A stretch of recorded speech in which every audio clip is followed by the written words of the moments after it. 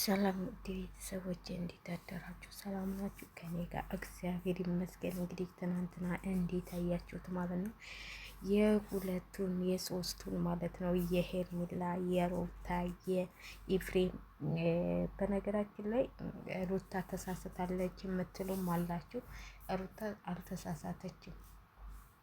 በትክክለኛው መንገድ እየሄደች ነው ያለችው። እነሱ እንደሚያሳምኑት ኢፍሬምም ትክክል ነው እና እነሱ ጋሽዬን ያሳምኑታል እና ትጣላለህ ክድህ እሱ ደህና ነው፣ አብርሽ ደህና ነው እና ተዋቸው እያለችው ነው። እሱ ግን እንግዲህ እምቢ ብሏት ሄዷል ማለት ነው። ተጣልተው ሄደዋል። ዛሬ ደግሞ በሚለቀቀው ቪዲዮ እናያለን። በነገራችን ላይ ድራማ ነው ይሄ ሁሉ እንትን የሚሉት። የዛችም ቻናል አላድጋለ የሁሉም ቻናል እየቀዘቀዘ ሲቀዘቅዝባቸው እኮ ነው። እኔ በጣም የሚገርመኝ ነገር ማለት ነው የነ ሀይሚ ራሱ እንደ አዲስ ልጅቷ ተነስታ መንጣቷ ቻናላቸው ሲቀዘቅዝላቸው የሆነ እንትን ይፈልጋሉ እና በጣም እየገለሙ ነው ማለት ነው።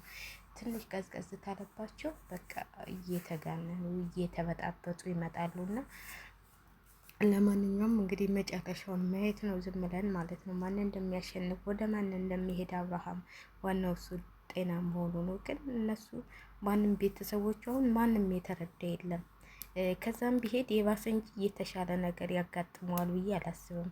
እንዲሁም እንትን ቢሆን ልጁን ይዘውለት ቢሄዱ ከልጁ ጋር አብሮ ቢሆን ልጁ ጋር አብሮ ቢያሳልፍ እየተስተካከለ እንትን ይኖረዋል ብዬ ነው። አሁን ሄርሜላም እንግዲህ እሄዳለሁ ብላለች። ዛሬ ሳትዳቀርም ትናንትና ቢያስቀሏትም ዛሬ ትሄዳለች። እሷ ምንም የሆነ አይምሮዋ ራሱ እየተበከረ ሳይሆን አይቀርም። ምን እንጃ ትክክል ነች ብዬ አላስብም ሄርሜላም ማለት ነው። ለምን ትክክል አይደለችም? ተመካክለው ነው የሄዱት። እንግዲህ ሩታ ትሄዳለች፣ ኤፍሬም ይሄዳል ነው አሁን እሷ እንትሎ እና ለማንኛውም እንግዲህ ማን እንደሚያሸንፍ እኔ ጓጉቻለሁ። ማን እንደሚያሸንፍ ማለት ነው። እና እንግዲህ እኔ ምን እንደምላችሁ አላውቅም። የሰው ልጅ እንደዚህ ይሄን ያህል እንትን ሲሆን በጣም የሚከብድ ነው። ከባድ ነው አይደል እንዴ? ለማንም ሰው ከባድ ነው የሚሰሩት ስራ። የሰው ልጅ እኮ አንዳንዴ ስህተቱን እንኳን ትንሽ እንኳን ብታስብ እስቲ ትንሽ አይምሮ ይለጋጋ። ከቤተሰቦቹ ጋር ነው ሄደው። አሁን እሷ ሩታ ታሄዳለች እንዴ? ሩታ እኮ የልጁ እናት ነች። ኧረ ተይ ተይ ተይ። እንደው ድራማችሁ እንኳን ቢሆን ልክ ያልሆነ ነገር የምትሳደቡ አላችሁ። ስንት ስለ ሩታ መተቱ ወቤት ውስጥ ነው የተቀበለው ምናምን። ኧረ ተው ተው እናንተ እንዲሁ በመተት እናንተ መተታሞች ስለሆናችሁ። በነገራችን ላይ መተታም ሰው ነው ስለ መተት የሚያወራው። መተት ቢኖርባት ኑሮ አሳልፋ አትሰጥም ነበር ሩታ ማለት ነው። አሁን እኮ ትችል ነበር አለማስከድም ማለት ነው። ግን እነጋሽዬ ጋር መጣላት አልፈለገችም እንጂ ሩታ አብርሽን ማስቀለጥ ትችላለች። በምን ህጋዊ ባህሏ ነው። 80 አልቀደድኩም ብላችኋለች። ደግሞ 80 ቀዳለች ምናምን የምትሉ ልጆች አላችሁ። 80 እኔ አልቀደድኩም፣ 80 አለን፣ 80 አልተቀደደም፣ ዝም ብሎ ወረቀት ነው የተቀደደው ነው ያለቻችሁ። ስለዚህ እንግዲህ ዋናው ወረቀት ሊኖር ይችላል። ስለዚህ ብከስም ምንም ብትል ትችላለች ሩታ። ግን የሆነ እኔም ስሜን እያጠፉት ስለሆነ ከነጣ መውጣት እፈልጋለሁ ነው ያለችው። ነጣ መውጣት እፈልጋለሁ፣ ከዛ በኋላ የራስ ያደርገዋለሁ። ኤፍሬም ደግሞ ትክክል ነው። ብዙዬና ዴቭ ወደ ሄርሜላ እንዲሄድ ነው የሚፈልጉት። ወደ ቤቱ እንዲመለስ ልጁን እንዲያሳድግ አይፈልጉም እያሉ ነው። አዎ በትክክል ብዙዬ በጭራሽ ወደ ሄርሜላ ወደ ሩታ እንዲመለስ አትፈልግም። ውሸቷን ለማስመሰል ነው እንጂ አንቺ እንደዚህ አትይውም፣ አንቺ እንደዚህ አትይውም እያለች ነው እንግዲህ። ለማንኛውም እናያለን። ሁላችንም አለን ማለት ነው ለማየት ሁሉም በዝግጅት ይጠብቃል። የእነሱን መጨረሻ በጉጉት የማን ነበር መጨረሻው ታወቀ፣ የእነሱ ግን አልታወቀም። እንደው መቼ እንደሚጨርሱ አላወቅም። እኔ እኮ አሁን ደግሞ የመጡት ባልና ሚስት እየተፋቱ ሌላ ሚስት እያገቡ ሌላ እንደዚህ። አሁን ትናንትና ካያችሁም ማለት ነው ከሰይድ ቻናል የተለቀቀው እኔ በጣም የገረመኝ ነገር 2 ዓመት ሲቀመጥ እንደዚህ ገፍቶ ልጆቹን ፈልጎ አልመጣም አይደል እንዴ? ግን ሌላ ሰው ጋር ሲያት እንግዲህ እያፈላለገ እየፈለገ መጣ እና በጣም ነው እኔ ትናንትና የእነ ሰይድ ራሱ በጣም ነው የገረመኝ። እሱን አግብተሽ አትኖሪም፣ እሷ ደግሞ ልጆችን ጎንደር ልኪያቸዋለሁ፣ እሱ እንኳን ጎንደር አልልኪያቸውም የሆነ ቦታ አስቀምጠሻቸው ነው እንጂ ቤትሽን አታሳይም ነበር። ልጆችሽ እዛ ጋር ቢሆኑ ኑሮ ልጆችሽን ግን የሆነ ቦታ አስቀምጠሽ አሁን ከጓደኛሽ ጋር ነው ያለሽው እና ያው ለማንኛውም ቻናላቸውን ሁሉም ለማሳደግ እያሉ ነው ይሄን ሁሉ የሚሰሩት እንጂ እኔ እውነት አይመስለኝም የሚሰሩት ሁሉ። ግን እንጃ ለገንዘብ ብላችሁ እንደዚህ ህሊናቸውን መሸጥ ተገቢ ነው ብዬ አላስብም። ተገቢ ነው እና ወንዶቹም ሌላ ሴቶቹም ሌላ በቃ። ግን አሁን የነ ብሩኬ እንግዲህ ተነስቶባቸዋል እንደ አዲስ ማለት ነው። ትናንትና አይታችኋታል። ያቺኛዋ አስመርምሪ ስትባል አላስመረምርም እሱ ያውቃል የራሱ ልጅ ነች። ይሄ የተኛው ሁሉ ልጅ ማለት ቡታጅራዎች እየተጣበጡ እየተተረማመሱ ነው። ለምን እንደሚተረማመሱ እኔ አልገባኝም። እስቲ ትርምሳቸው ሲያልቅ እናያለን ማለት ነው። እናያለን። በነገራችን ላይ ደብሮኛል ዛሬ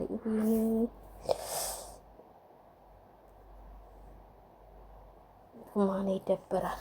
እቤት ያለው ለዚህ ነው። ለማንኛውም ሸር ላይክ እያደረጋችሁ አበረታቱን እኛን እስቲ ኧረ ተው እስቲ ላይ ካልኩልኝ ምን አለበት በእናታችሁ ምን አለበት እና ሩታዬ ጀግና ነች። ሩታ ደግሞ የሆነ ነገር ባትል ኑሮ አትረጋገም ነበረ። አብሪሽ ወደ እሷ እንደሚመጣ ታውቃለች። አብሪሽ ጋር እያወሩ ነው እንግዲህ ሁሉን ነገር ስልክ ራሱ እየተደዋወሉ ነው። ያውን ይሄ የሚላ ስልክ አላነሳላት ስላሉ ነው።